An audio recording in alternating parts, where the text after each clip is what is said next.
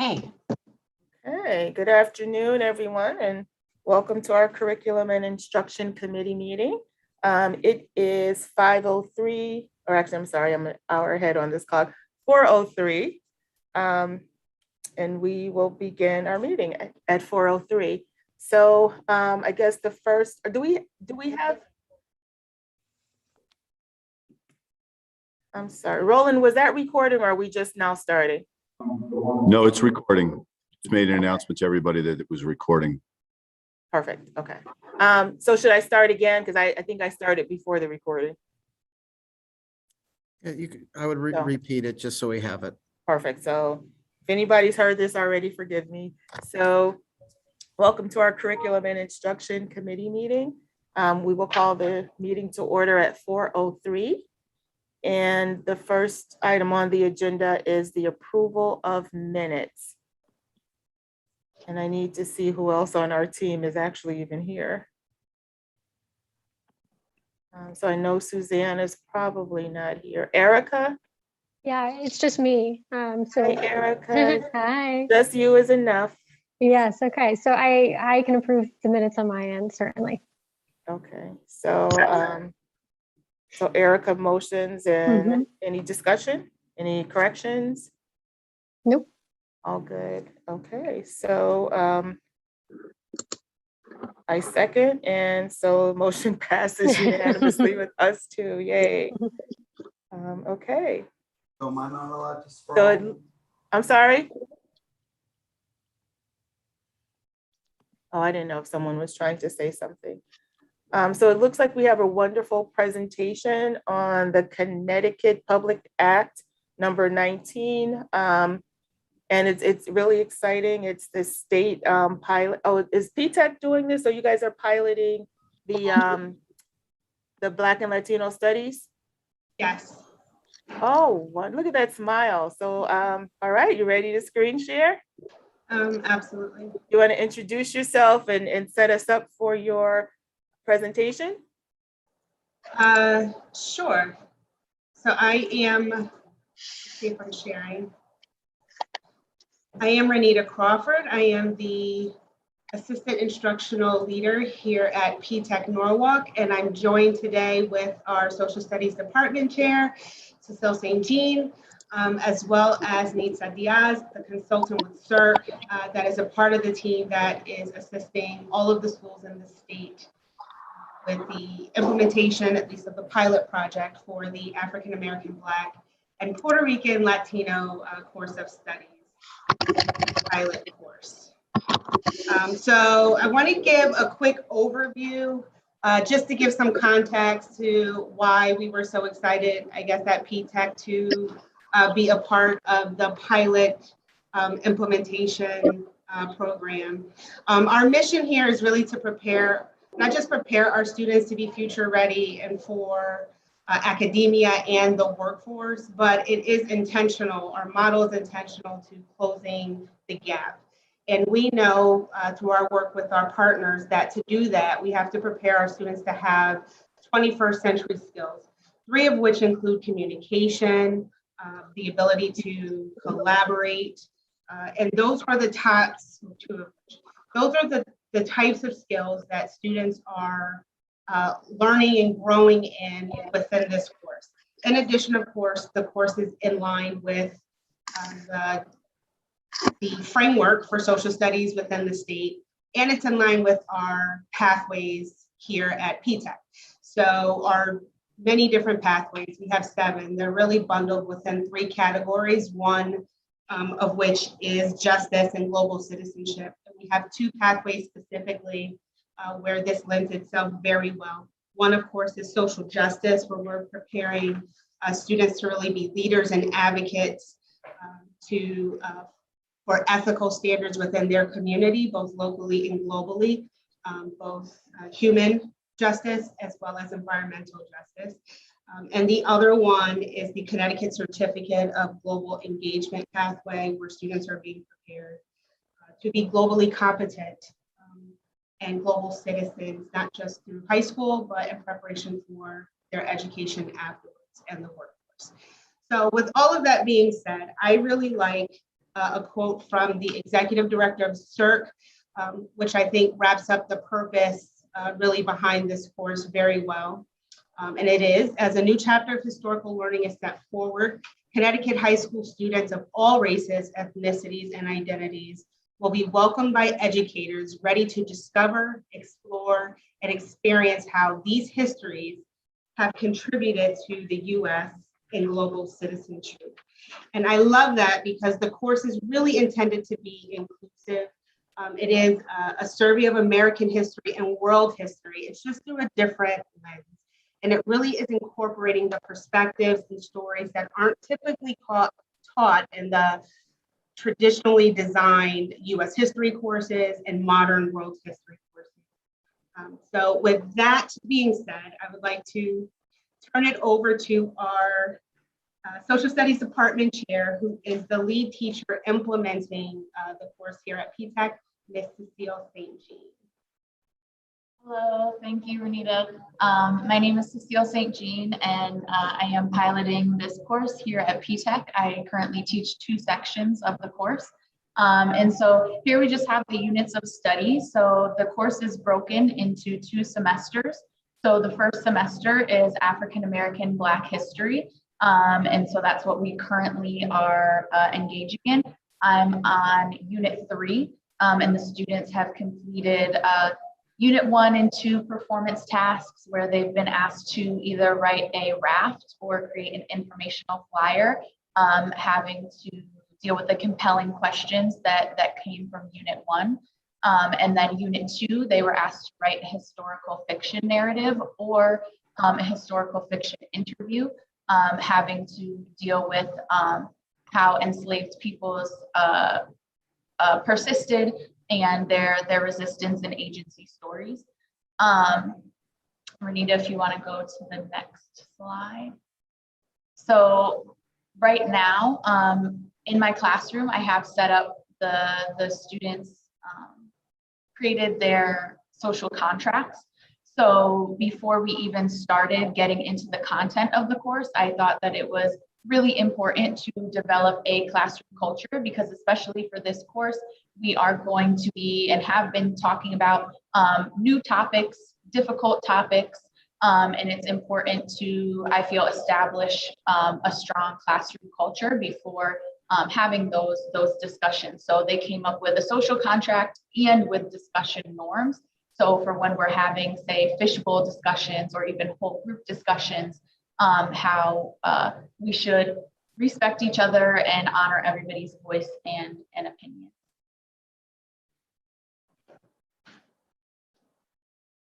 And so this is another snapshot of what students did just last week in my class.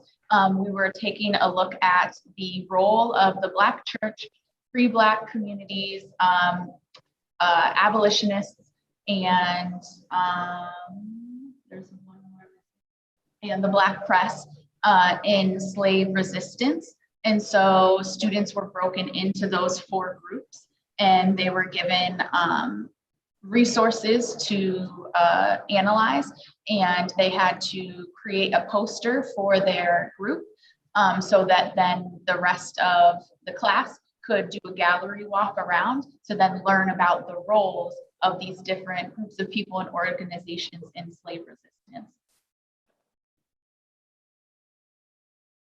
And then that's just the other 2. So Black press and the role of abolitionists. And so I also wanted to provide a few snapshots of student writing. So this is an example of a student who chose to write a historical fiction interview. And so he decided to interview James Mars. And he asked some great questions and used his research to answer those questions. And he added a little humor in there as well. So it allows the students to also be a bit creative, which they like and they find engaging, and I also find engaging to read. And then this is another snapshot. So this is that snapshot was from Unit 2 performance task. This one is from Unit 1 performance task. this student chose to write a raft, and she chose to write a newspaper article, and she was tackling the idea of race, the concept of race, because we talk about the concept of race in Unit 1, but also coupling that with what we learned about ancient Africa. And she wrote a really, really great Norwalk Times article that was really intriguing to read.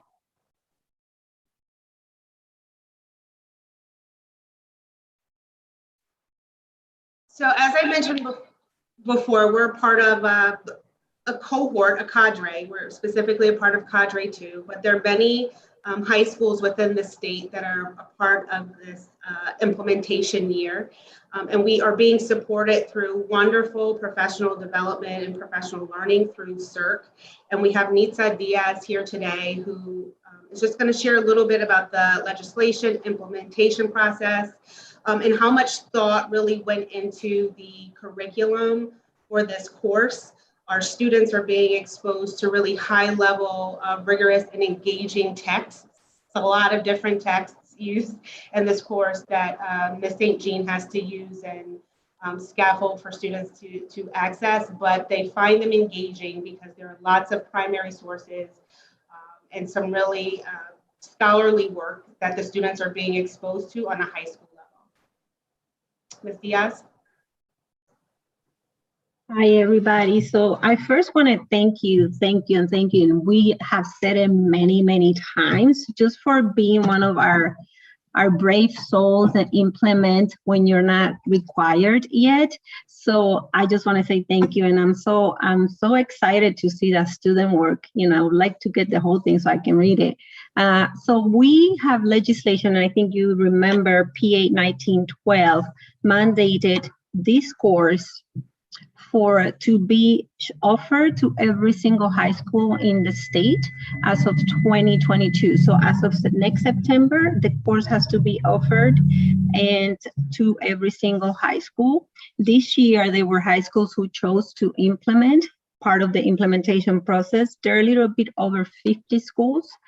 And so in that process, as part of, there's new legislation that came out last year, I think it's PA 214 or HB 6621, where the new curriculum as well for K through 8, the legislators designated CERC to be the provider of technical assistance and training for the course, just because we were also, part of the curriculum development. We were the writers as well with a lot of people. So throughout the process, what we did was we had different subcommittees and 2 committees.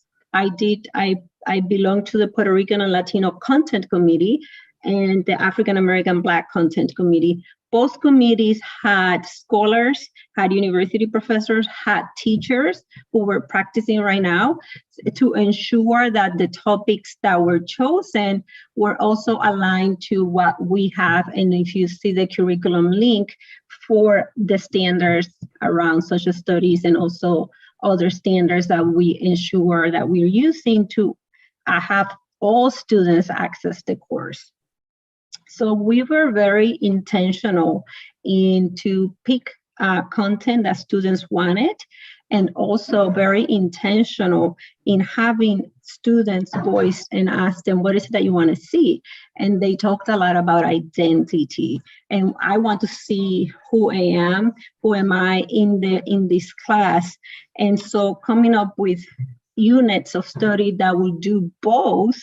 Sometimes it could be a little bit challenging. This is why we have this implementation process. So throughout the curriculum, what you'll see, and this is why that you see those writing, is that our students are also being empowered to talk about who they are and why they do what they do, to ensure that when they leave our high schools, and also they understand that this history, that they feel like they have a voice and that they belong, because that was a big thing for our students to hear in this curriculum.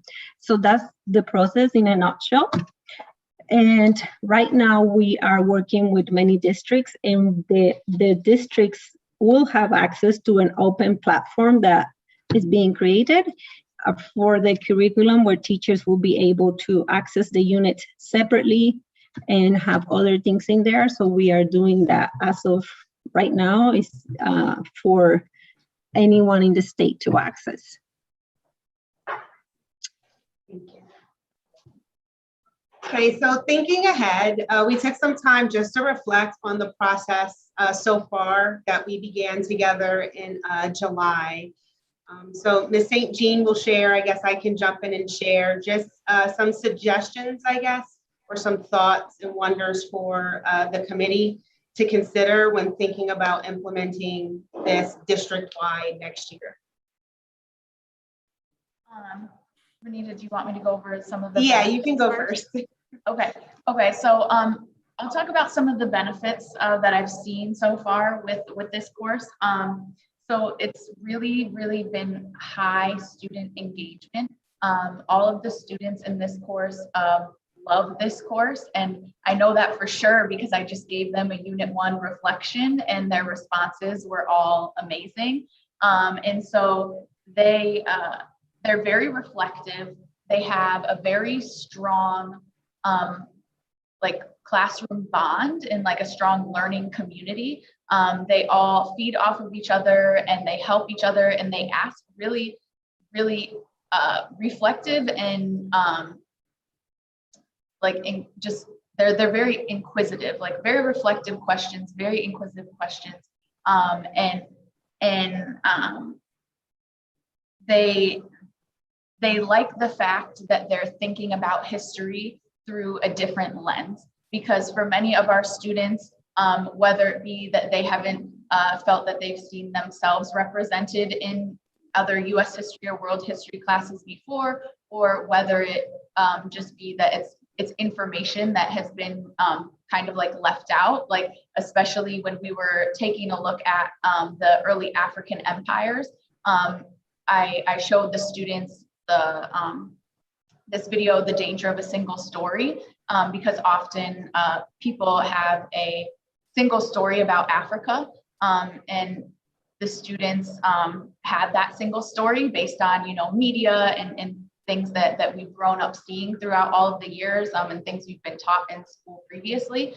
And when we took a look at the Ghana Empire and the Mali Empire and the Songhai Empire, and they saw how rich they were, and then we see the Moors, and we see how the Moors influenced Europe and all of these different inventions and languages and art and everything. They said that was one of their favorite units so far, because it was just like so engaging and so eye-opening for them. So that's been some of the benefits for sure of the course so far. So I'm really excited to see what we do the rest of the school year. And so some wonders, I know Renita and I were talking about kind of just wondering how this will be like rolled out in the district next year. Just wondering, the course takes a lot of preparation, and CIRC is here to help. And we were kind of wondering if prepping teachers starting in the spring would be beneficial, because it is a lot of research and it is a lot of, a lot of prep and looking through materials and looking through the curriculum and things like that. I don't know if you want to add on, Renita. Yes, indeed, because a lot of CIRC has done an excellent job curating a lot of resources, but given the pilot year, they're still adding. And when the teachers meet for professional development, they're reviewing and creating together. So it's not scripted in a way where we were just handed this curriculum and then we go do it. A lot of it involves colleagues coming together, considering the materials, considering the curriculum as outlined, and really thinking thoughtfully about how it can be implemented. And when you are trying to teach history that is less taught, then it's harder to get access to those resources, even for our teachers. So it does require quite a bit of time to really look at the sources that we're exposing students to. And CIRC has done a great job of taking great care and making sure that they're appropriate. sources and working with scholars from all over to make sure that the students in Connecticut have access to the best things, things. So you see there that we say support of CERC because it has, it's been essential to the implementation of this course. So what I would recommend, whatever the district does district-wide, that it really is in partnership with what they've begun, including trying to curate resources for schools throughout the state to use so that we can share, literally negotiating with authors and documentarians and different people that we can bring into the classroom. That is an essential part of making this course come to life, having those additional resources. And as we know in the district, and it's appreciated, the budgeting that has taken place, just the initial book bundle was quite expensive because again, the resources are extensive and it really is designed like a college level course as far as the types of material and learning the students have access to. So just keeping that in mind when planning. And then Cecile, I think you wanted to invite some board members and Mr. Pennington and Stacy to the classroom, right? Yes. So on December 6th and 7th, December 6th, it is, and this is virtual. December 6th, it would be from 12:50 to 2:15 p.m.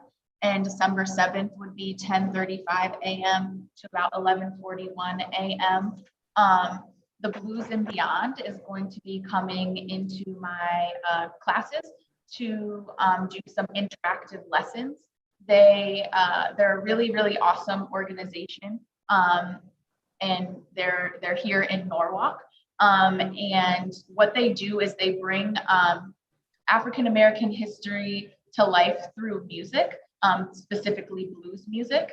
And at the end of the students working with them, the students create their own blues songs, and then they record them for them. And so it's going to be really, really awesome. And I'm really excited. So I would love if anybody would like to come, I can send, oh, sorry, my classroom lights are going off. I can send the Zoom link, the Zoom invite, and you're more than welcome to come on both days or come on one day, come for 10 minutes, come for the whole time. It would be awesome. So I'm so glad that the Blues and Beyond will be there. I'm going to shamelessly plug the library. So the library, Norwalk Public Library, we piloted them for the summer, and we had the After the Bell, we had other programs that came in, and we did that just so you could see how wonderful they are. And with this new app, it will be perfect. So I don't know if you guys picked up on that or, if you found them on your own. But they're awesome. So I'm really happy. But I do have a couple of questions. Let me just ask my colleague, Erica. Erica, did you have any questions before I begin? I'm sorry if I missed this, but is it a elective or will it be a requirement when rolled out? I know it's a requirement to offer it, but for students, is it a requirement to take it or is it an elective? No, it is an elective course. Okay. And it is a full year course. So sometimes traditionally electives are half years, but the state intentionally made it a full year course to include both African-American, Black, and Puerto Rican and Latino history. They were very thoughtful about that. So it is offered as a full year elective. So it's mostly 11th and 12th that are taking it? It is. I think in our pilot, we may have a couple of sophomores that we put into the course, but our sophomores have a different pathway given some of the college courses that we offer. But the recommendation is for it to be juniors and seniors and students that have had exposure to modern world history or US history in a global context, or modern world history, excuse me, or in our case, global studies, and then US history in a global context. I just wanted to add, if the district would like to make the course required, nothing exempts them from doing that. The state will not be opposed to that. There are districts who are considering that, and there are districts who are considering having the course also add the ECE component for college credit. So if the student chooses to do another extra project, then they're welcome to do that. That some districts, nothing exempts districts from adding and doing it however they want to do it. Mhm. And did you say there's not a formal prerequisite? It's just there's a recommended, okay. That is And correct. okay. And how do you socialize that this is now available as an elective? It's very interesting. When the opportunity became available in the spring, it was kind of after students had already begun course selection. So the fact that we have 2 sections is amazing. The students actually chose the course just based on the description and hearing about it. We really didn't have an opportunity to really promote it. It was more word of mouth. So this will be the first year really where teachers have a real opportunity to talk to students about it being offered. So the promotion plan is the teachers to socialize it? That's the traditional way in the district. That's been the traditional way of doing it. I know specifically at PTech, our counselors have small meetings in small groups with students for certain grades, and they go into certain classes. And then they communicate with parents through monthly parent meetings as well. Okay. I'm good, Sherelle. You're good? Perfect.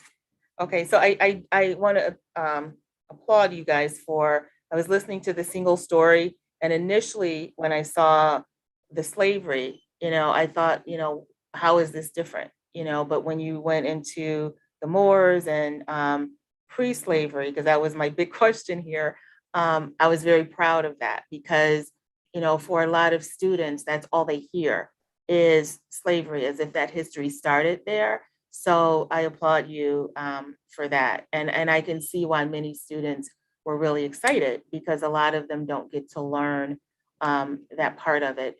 And then the fact that the students are really supporting each other, learning about the culture, and they'll probably find some interconnectivity, whether it's the Latino or whether it's, I say Black American. So I'm really, really excited. And so this is right now, Rob, just with PTech and not with the other schools Correct. as yet? Correct. This year it was, PTech has taken it on as a pilot, as have other schools across the district. And then starting next school year, it's a requirement at all high schools. That's part of, so starting July, the school year that starts July 1st. So they're our pilot. They're going to be our experts to help us as we roll this out at Norwalk High School and Brian McMahon and CGS. So it will be at all of our high schools next year. And so thanks, Rob. So the Blues and Beyond, so is that a one-off or is that something that will be offered throughout the year? So they've been kind enough to kind of make it work for us, but yes, at this point it is a one-off. There's no standing agreement. As I said, CERC also is kind of curating resources that we can share across the state and trying to negotiate rates and things like that. But that would be something that, as a district, we would have to look at once we got the cohort of teachers and try to figure out how we can share the resources. I think what CERC is doing is phenomenal. They're just that's really phenomenal. When I was a librarian, they had something like that where we could choose different performers and different things. So we didn't necessarily have to do all the work. It was there. So Rob, this is a question for you. Because I've seen a lot of artists in residencies and they have been phenomenal. Would that be something that the district would consider, with Blues or Beyond? There's several that I've seen across the country, but would that be something to take into consideration?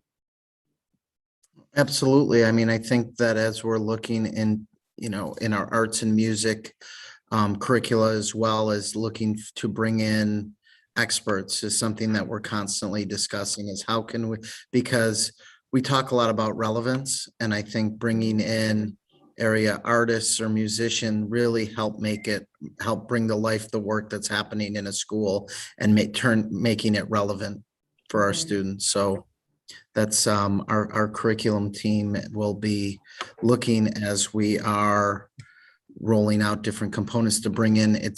I mean, we've partnered a lot this year with the art space, our new Norwalk. Oh, yeah, And it's been, yeah.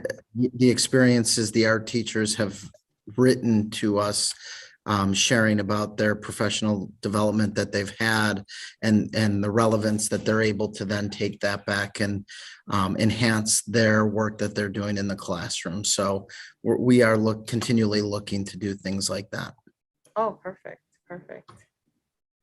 Okay, well, this is great. Yay. Great work. Yay, P-Tech. And shout out to Ms. Amaker. Yes, thank you. And thank you, Ms. Crawford and Ms. St. Jean. And thank you, Nitsa, for coming and representing CERC tonight. I appreciate you taking the time. You're welcome. I just wanted to put a shameless plug in for our next series. And, you know, we actually, Blues and Beyond was one of the companies who put in to be part of the speakers and do a little bit of a PD as well. So they will be training in Unit 6 for the cadres, but they are also going to, you know, we are incorporating as well for part of the speakers and the artists. But we have 2 sections going on. One is called The Beauty of Being Latino, and we have brought in, that's just content at nighttime so that teachers, you know, I know it's 6:30 so that anybody could join. And there will be 3 ones on the modern of the legacy of education, how it impacted Latinos and what that looks like with a documentary.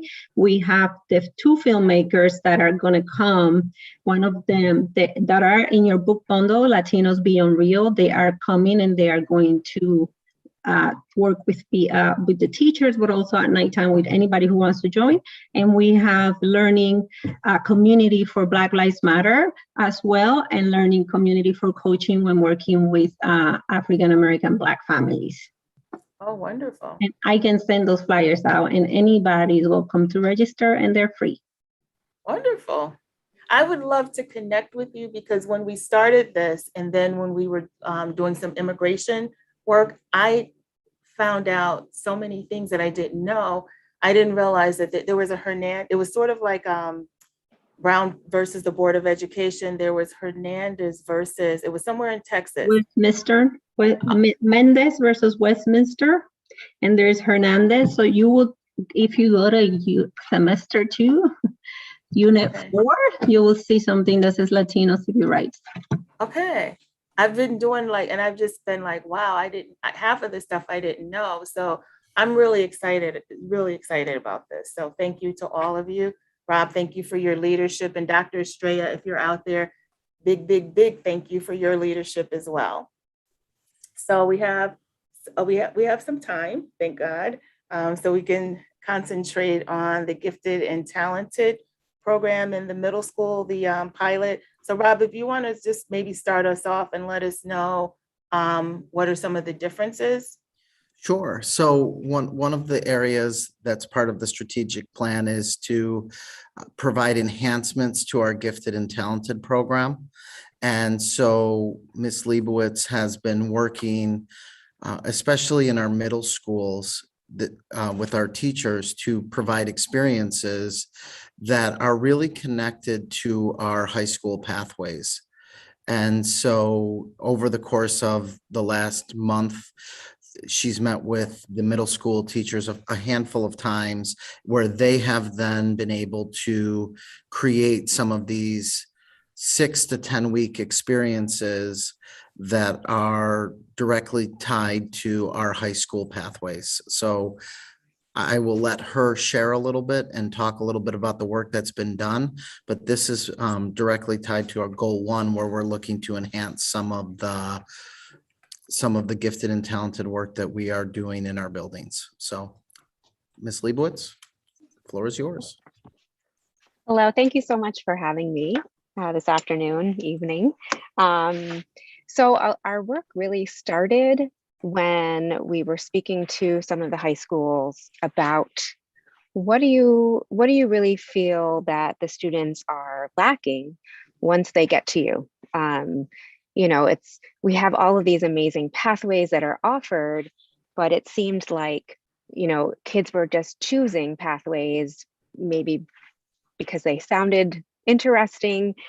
We were given the example of someone who chose the medical pathway, and then when she got there, she didn't realize that, she'd be exposed to, blood and things like that, that are, part of this medical pathway. And so, we kind of put our heads together and started thinking like, well, what could we do in our middle schools, especially with our 8th graders, that could prepare them for, making these selections of pathways, when they were moving on to the high school, and what kinds of skills could we really teach into that would allow them or prepare them for these, more academically rigorous offerings, that they have at the high school. So that's kind of where it all stemmed from.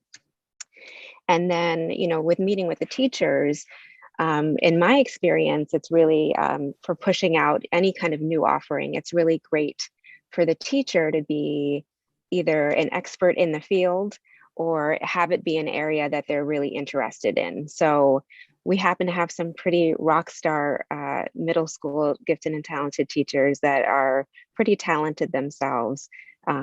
So for example, at Nathan Hale, I have a gifted and talented teacher who's also certified K-12 theater. So that links itself very well with the art, with the arts pathway. So and I can share my screen, I think. Am I allowed to do that? Okay. Yes. We have okay. some slides developed. Just give me 1 second. I will share my screen so I can show you. Maybe. It says, okay. So I'm clicking on share screen. Oh, there we go. Okay. It took a moment.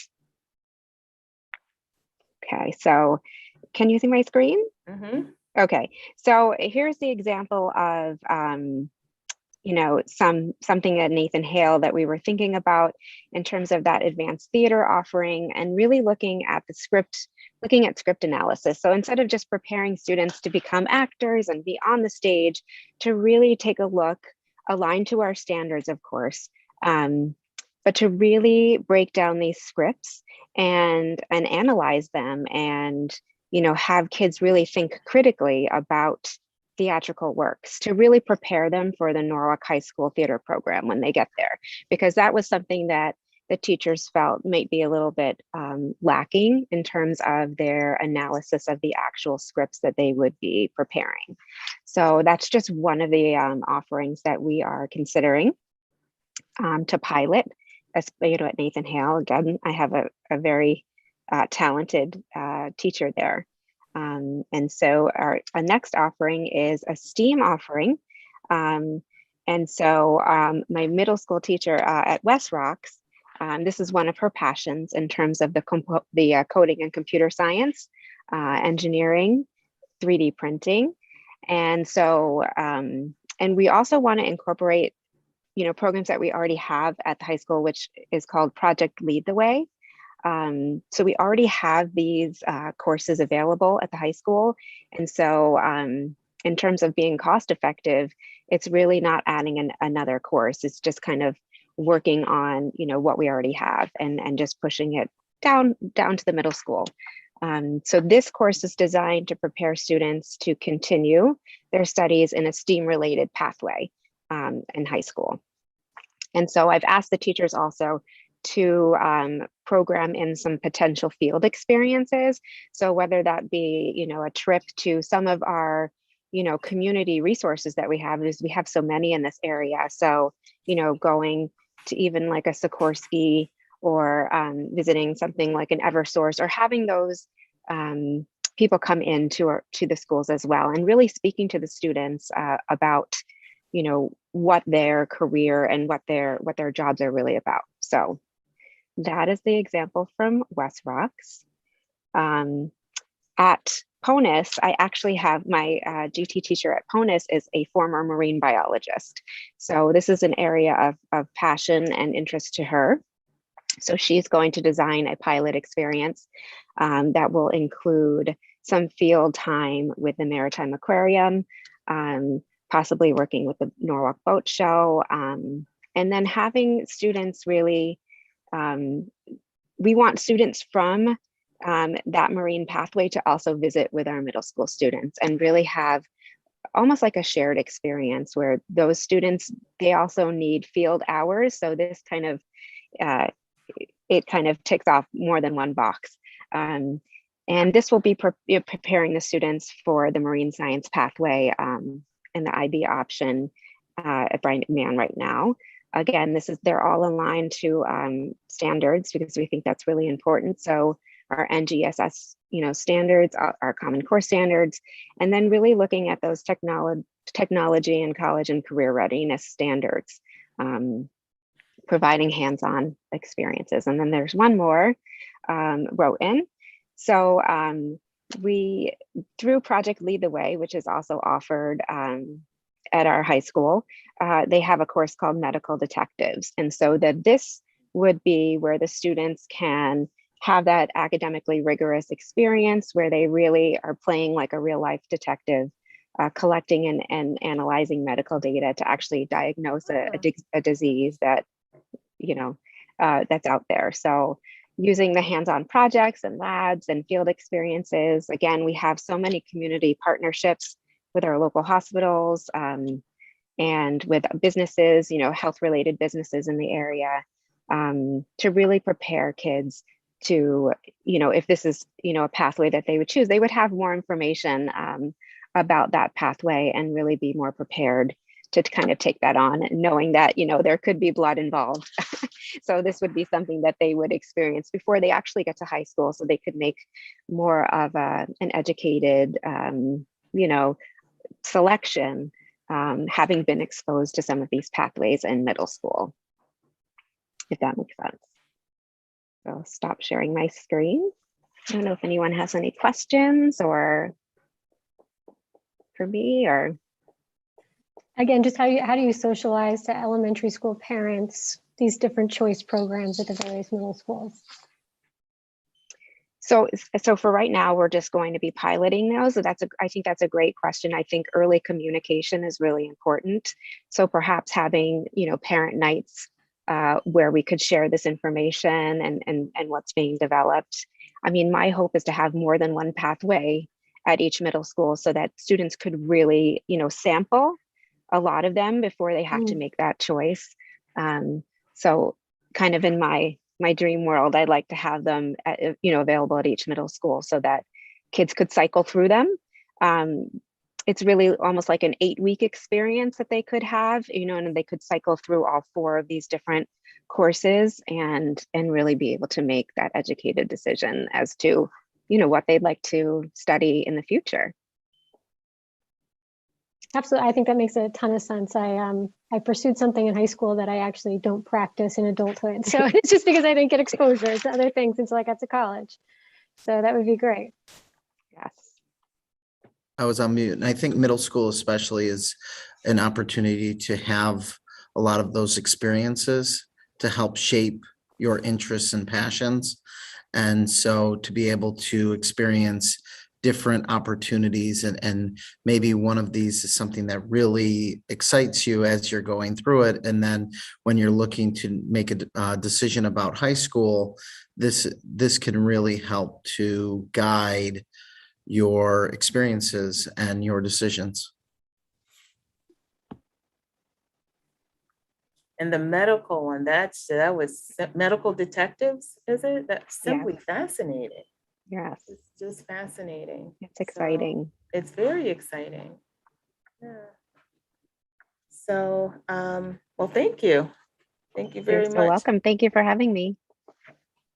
So I do want to ask a question. And this is based to Rob or to anyone. Are we ever thinking about, and we may be doing this already, but piloting or having languages in the elementary grades, aside from the mano a mano program?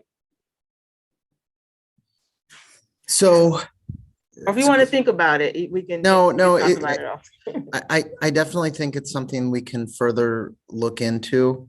I think that there have been different conversations and at building levels at different times. And I think that it's something that as a curriculum team that we have to really dive into, and maybe it's going to be a specific building or a couple buildings that are really interested in doing something like that, because one of the, and I can speak just from my role as a former principal, Mhm. and that we talked a lot about looking to bring in a language, and one of the areas that was tricky is time, right? Because you can't have it as a special where you're taking Spanish once every 4 days.